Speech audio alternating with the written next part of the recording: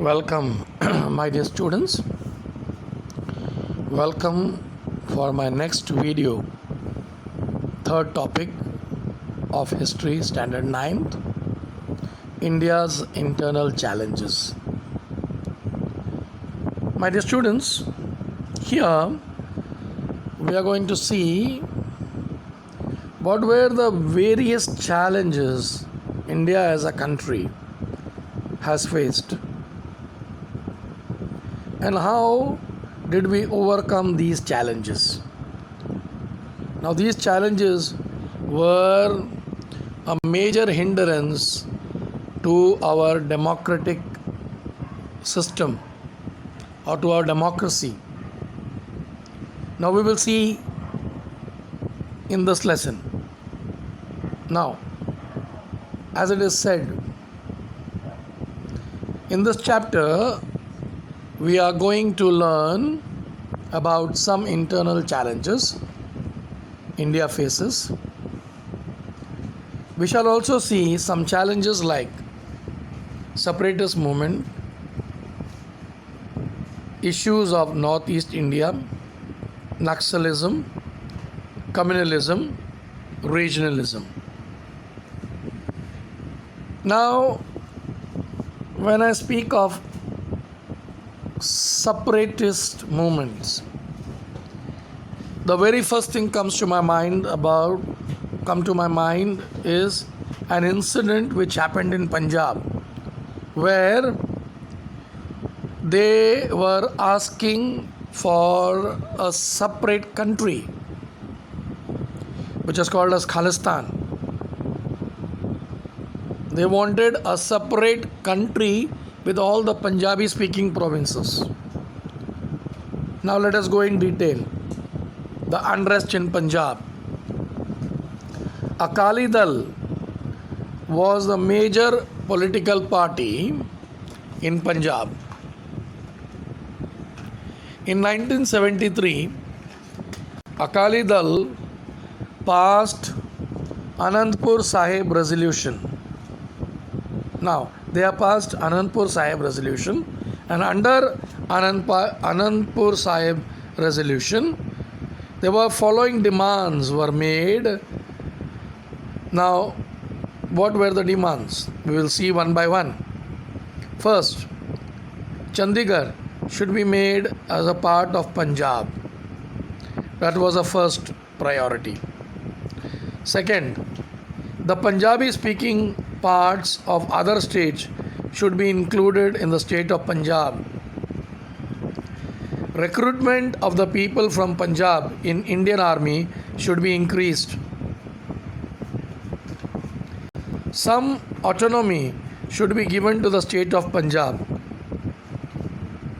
Akali Dal, who came to power in Punjab in 1977, while taking charge, they have asked for a large share of water for Punjab, holy city status for Amritsar, along with the other demands. In 1980, India faced the major challenge. In 1980, the movement for independent Khalistan took root in Punjab. During this period, the leader of Akali Dal was Sant Harcharan Singh Longowal.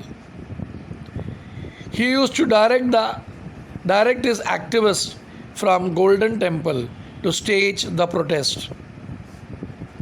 On the other side of the Golden Temple, armed followers started gathering round the staunch Khalistan supporter. Sant Jarnail Singh Bhindranwale. During that period, terrorist activities had begun.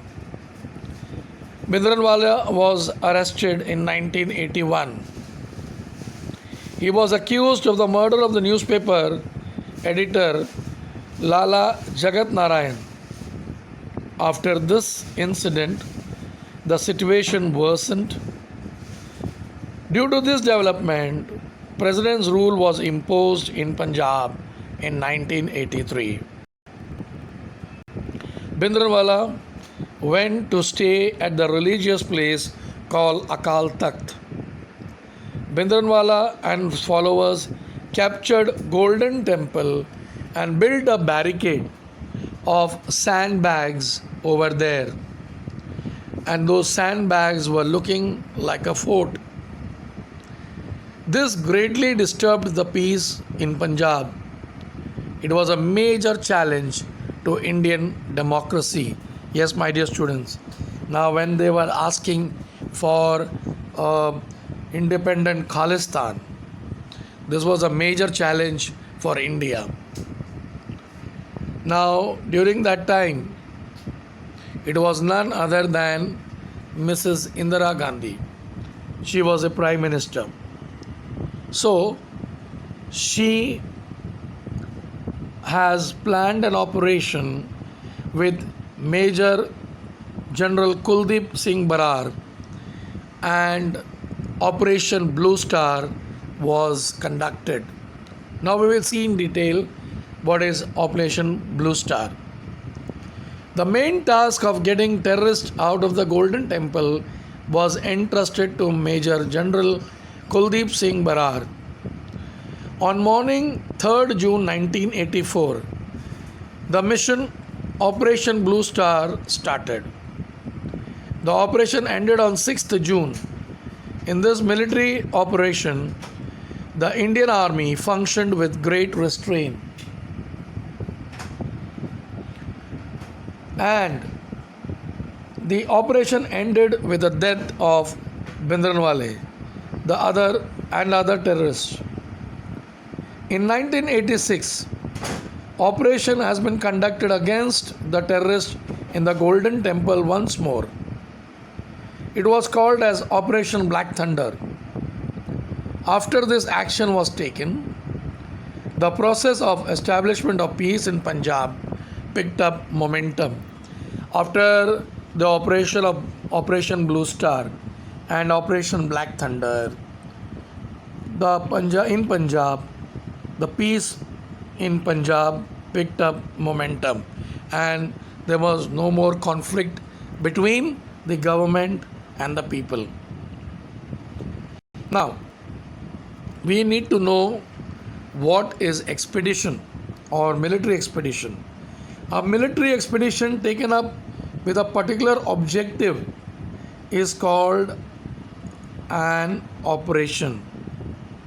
Example, Operation Blue Star was an operation undertaken to evict the terrorists hiding in the Golden Temple.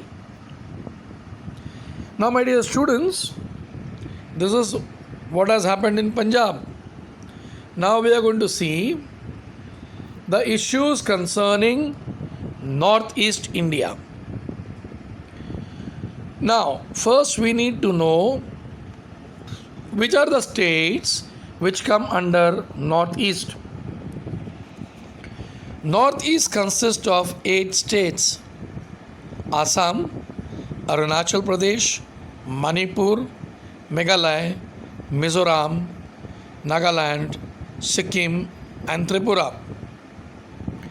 International borders of India touches each of these states to varying extent. That means all these 8 states which I have mentioned just now has got international borders. These states are different with respect to ethnicity, language, and cultural diversity. The Prime Minister of India, the first Prime Minister, Shri Pandit Jawaharlal Nehru, he took an initiative. He wanted to bring all the tribes living in this area into a mainstream of the country. They were having their local identity, my dear students. Their own language, their own culture. But what Panditji did, he wanted to bring all these people into the mainstream. So in 1954, Pandit Jawaharlal Nehru ji formed Northeast Frontier Agency. The short form is NEFA, and the full form of NEFA is Northeast Frontier Agency area or agency. So all these areas comprising of those territories which are coming to India-China border and the tribal areas towards the north of Assam, Nehru ji took the position bringing about development of hundreds of tribes in these parts by preserving their culture. Special provisions were made with respect to these areas in the Constitution. Sixth schedule of the Indian Constitution. Example is sixth schedule of the Indian Constitution. In 1965, the responsibility of administering this area was given to the Ministry of External Affairs. The North-Eastern Council Act of 1971 was supposed to advise central government regarding the aspect of common interest in the economic and social sphere, interstate transport, electricity, flood control, etc. Now, my dear students, we will see the first state, Mizoram. Now, in Mizoram, if you see, the tribes in the northeast India have ancient history. When India became independent, government gave administrative autonomy to the district of Mizo majority area of Lusai Hill. When the State Reorganization Commission was appointed in 1954, the expectation of the people in this area grew more. Mizo leader started demanding autonomous Mizo province. In 1959, the territory of Mizoram experienced severe drought. During this famine, Mizo leader, he was a very famous leader, his name was Lal Denga. Lal Denga served the common people, the common lot. In 1961, Lal Denga established an organization called Mizo National Front. The short form for that is MNF. He asked for Greater Mizoram, an independent nation carved out of Tripura, Manipur, and Mizo majority area from Lusai Hills.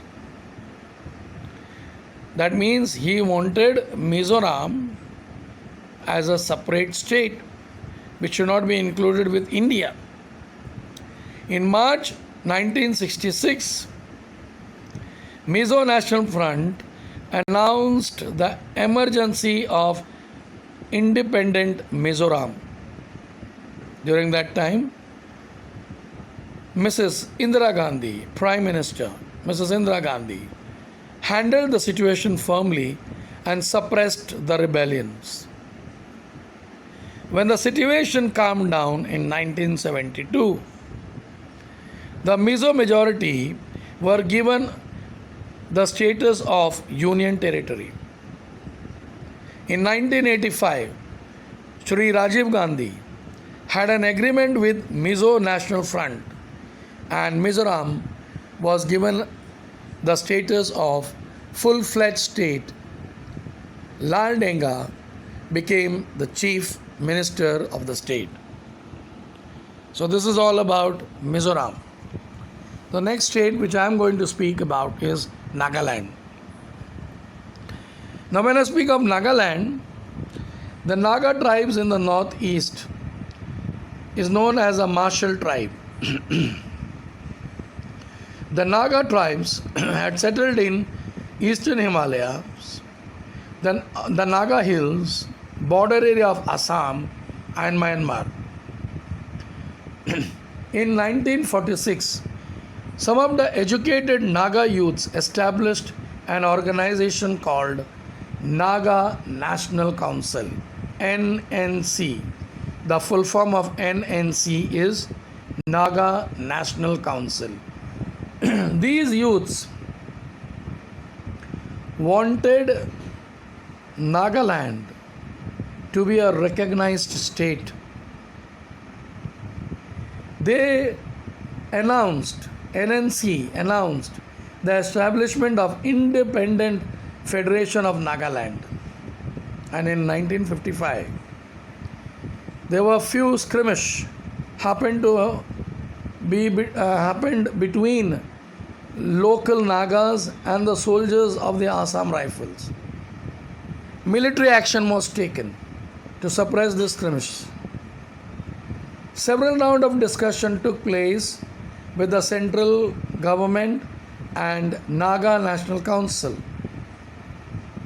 Several rounds of discussions, between central government and NNC. Then what happened?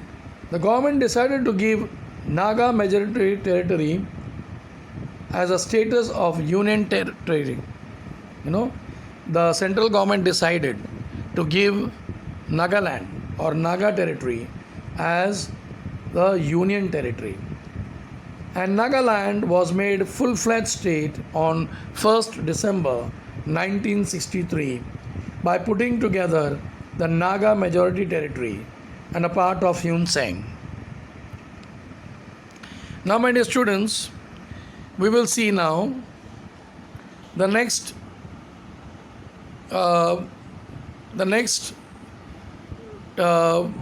state, that is Assam.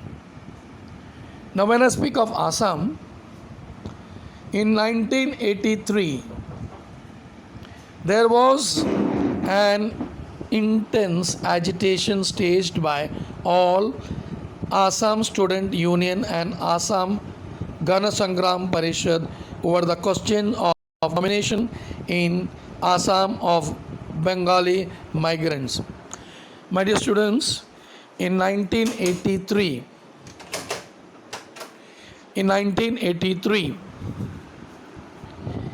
there was intense agitation where there was Bengali migrants coming from across the borders to Assam.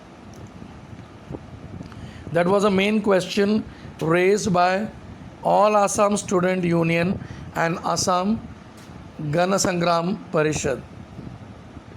When this question was raised in 1985, Prime Minister Rajiv Gandhi, Central Home Minister Shankar Rao Chauhan, and Assami leader Prafulla Kumar Mohanta signed an accord. It was decided to send Bangladeshi citizen who was infiltrated in Assam back to their original place. In 1986, election was held for Assam Legislative Assembly, and Prafulla Kumar Mohante of Assam Gana Parishad became the new Chief Minister. Due to this democratic process, it was possible to establish peace in Assam. Now, my dear students, let us go to Arunachal Pradesh. In 1954, NEFA was created. In 1972, it began to be called as Arunachal Pradesh. The meaning of the word Arunachal Pradesh is region of rising sun. On 20th February 1987, it got the status of constituent state. So during the period from 1960 to 2000, Northeast India had progressed towards more matured democracy. The area on the path of the progress through industrialization and spread of education. So this is how our prime ministers who were during this tenure handled these situations, the issues concerning Northeast India. Mrs. Indira Gandhi, who had tackled the problem of Punjab, unrest in Punjab. So this is all about there in the first part of this lesson, that is India's internal changes. I will come out with a video later on, the second part. Thank you.